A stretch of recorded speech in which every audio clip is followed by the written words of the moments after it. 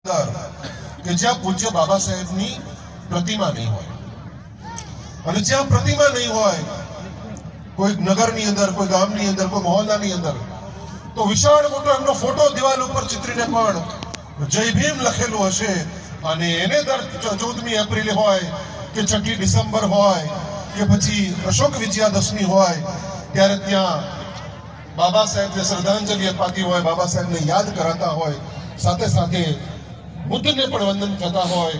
એ કાર્યક્રમ સમગ્ર ભારતમાં અને વિશ્વની અંદર યોજાય.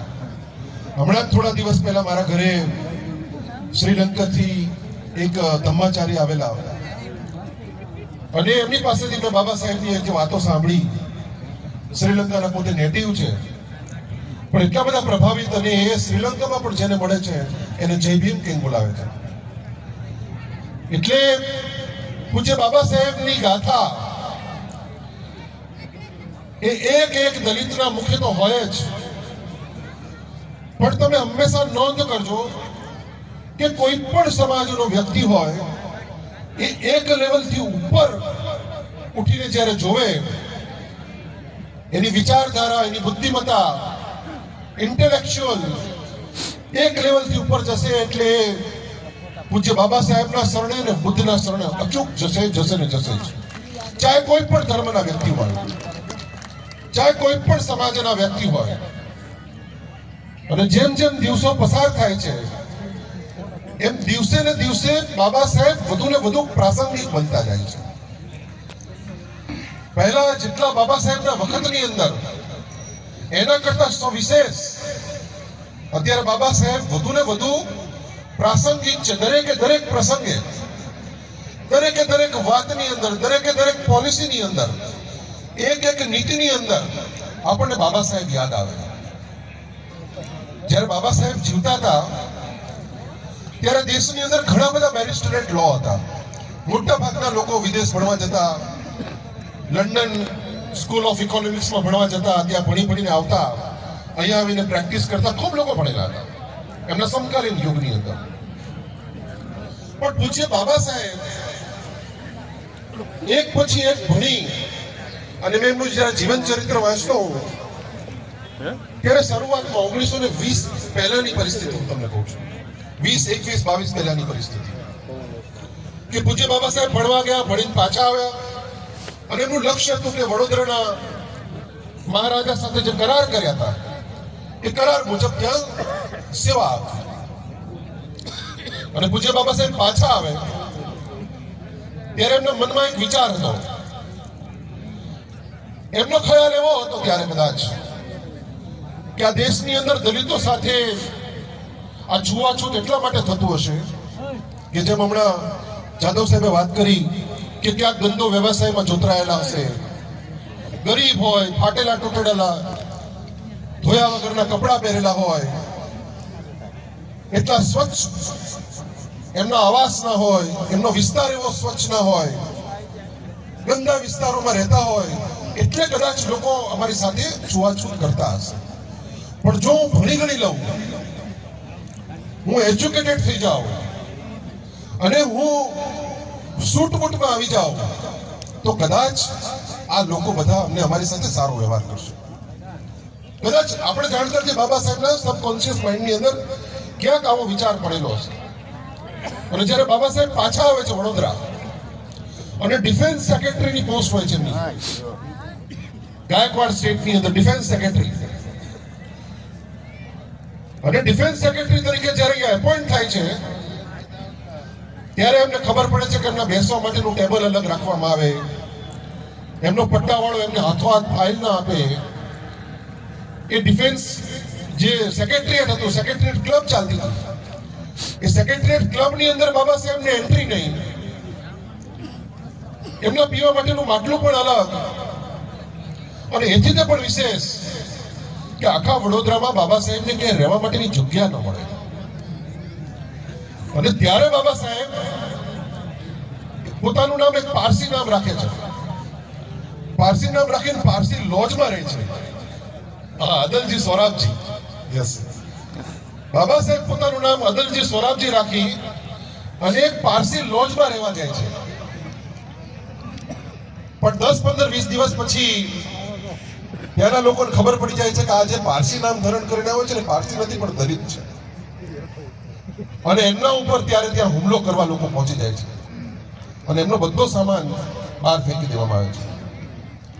અને ત્યારે બાબા સાહેબને ખ્યાલ આવે છે કે હું આ દેશની અંદર આટલું બધું ભણીને આવેલો,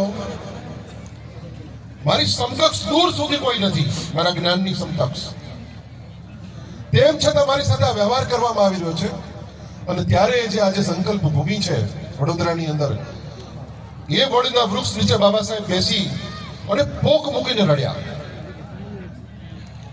અને બાબા સાહેબે સંકલ્પ કર્યો કે હું ગમે એટલો ભણી ગણી લખી જઈશ, ગમે એટલો મોટો માણસ થઈશ, પણ આ દેશની અંદર મારી સાથે છૂઆછૂત થશે ને થશે, એટલા માટે કે હું દલિત તરીકે જન્મ્યો છું.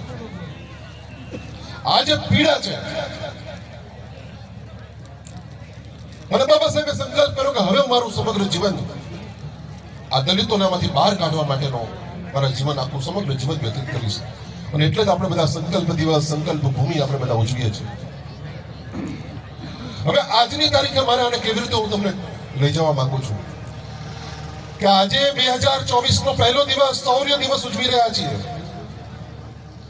સમગ્ર દેશની અંદર. અને આપણે બધા ગૌરવ રહ્યા છીએ કે 700-800 જેટલા મહારોએ પેશવાઓની બહુ મોટી ફોજને હરાવીને પાછા ધકેલી દીધા. અને આજનો 1 જાન્યુઆરી 1818 નો દિવસ, એ દિવસે આજે આપણે જયારે ચર્ચા કરીએ છીએ, મને જરા ઈશારો થયો છે ટૂંકાવજો, પણ 5 જ મિનિટ લઈને પૂરું કરી દઉં. કેમ કે આટલું બધું જનમાનસ, આટલું બધું યુથ, આટલું બધું ક્રીમ ને મળવાનો ને એની સમક્ષ વાત કરવાનો મોકો પણ બહુ જ જ્વલંત મળે છે. અને એટલા માટે થોડીક જ વાત કરીને મારી વાત ટૂંકાવવા માંગુ છું કે આજે 2024 ની અંદર આપણે આપણા બાળકોને ગમે એટલું ભણાવીએ, ભણાવી ગણાવીને ગ્રેજ્યુએટ થાય, બધું થાય,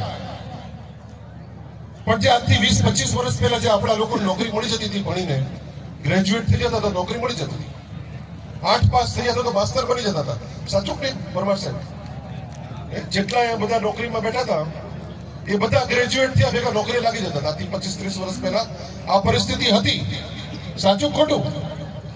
આજે તમારો છોકરો, અમારા ધાંગધ્રામાં એક DCW ફેક્ટરી છે, ખાનગી કંપની છે, અને એમાં હમણાં ભરતી આવી છે 101 જણાની, સાવ મામૂલી પગારમાં. MA PhD વાળા છોકરા કુલીમાં રહેવા તૈયાર છે આપણા સમાજના. એને નોકરી મળતી નથી. આનું કારણ શું? આની પાછળનું કારણ શું? કારણ એ, આમાં કોઈનો દોષ દેવાનો માંગ નથી. દોષ અત્યારે આજે આપણે દેવા માંગુ છું કે આપણે પૂછીએ બાબા સાહેબે આપેલા સંવિધાનનું રક્ષણ કરવામાં ક્યાંક ને ક્યાંક કાચા પડ્યા છે. ક્યાંક ને ક્યાંક આપણે કાચા પડ્યા. જ્યારે કોઈ એટ્રોસિટી થાય, કોઈની ઉપર જુલ્મ થાય, ત્યારે તો આપણે 1 કે 2 દિવસ બહાર નીકળીએ છીએ, આપણે આંદોલન કરીએ છીએ, રેલીએ કરીએ છીએ, પણ ક્યારેય તમારા મૂળભૂત હક અને અધિકાર માટે તમે એક પણ વખત ક્યાંય બહાર આવતા નથી એવા આંદોલનમાં. ત્યારે આપણે બધા ઘરે બેઠા હોય છે. 14મી એપ્રિલે ચોક્કસ જય ભીમ કરીએ છીએ. આજે જેમ જાદવ સાહેબે કીધું, બાબા સાહેબે કીધું હતું कि मेरे जयकार से कोई कुछ नहीं होने वाला है. जय भीम तो આપણે બધા બોલીએ છીએ, પણ જે બાબા સાહેબ તમારા માટે, તમારું રક્ષણ કરવા માટે, તમારી પ્રગતિ માટેનો જે તમારા માટે જોગવાઈ કરીને ગયા, એનું રક્ષણ કરવામાં તમે હું ક્યાંક નિષ્ફળ ગયા છે. આ વાતની નોંધ આપણે લેવી પડશે. અને એટલે અને બંધારણ, બાબા સાહેબની વાત છે એટલે છેલ્લું જ વાક્ય કહીને મારી વાત પૂરી કરીશ કે જો આ બંધારણ ના હોત, જો આ બંધારણ ના હોત તો આમાંથી એક પણ સ્ટેજ ઉપર બેસવાને લાયક ના હોત, એક પણ. અને લખી રાખો મારા શબ્દો, જે દિવસે આ દેશની અંદર બંધારણ ખતમ થઈ જશે, જે ખતમ થવાના આરે છે, તે દિવસે તમે હું આપણે બધા ખતમ.